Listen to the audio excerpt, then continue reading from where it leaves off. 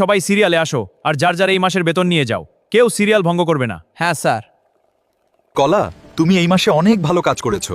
তোমার উপরে আমি অনেক খুশি। ধন্যবাদ স্যার। আমার স্যার আমার বেতনের সাথে ভুল করে 10,000 টাকা বেশি দিয়ে দিয়েছে।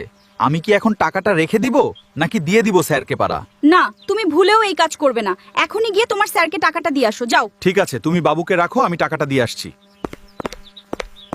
ম্যানেজার সাহেব, আমি আমার একটা কর্মচারীকে বেতনের ভিতরে 10,000 টাকা বেশি দিয়ে দিয়েছি পরীক্ষা করার জন্য।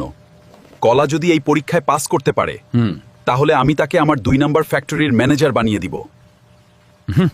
আমাদের সিইও সাহেব কোথায়? ওনার সাথে একটু কথা আছে। উনি আমাকে বেতনের সাথে বেশি টাকা দিয়েছেন, এইটা ফেরত দিতে এসেছি। তুমি টাকাটা আমাকে দিয়ে যাও, আমি সিইও সাহেবকে দিয়ে দিব। সিইও সাহেব অফিসের কাজে একটু বাইরে গিয়েছেন। এই টাকাটা আমি খেয়ে নিব আর কলাকে ফাঁসিয়ে দিব, এটাই আমার প্ল্যান। আর ওই চাকরিটা আমার শালাকে দিয়ে দিব।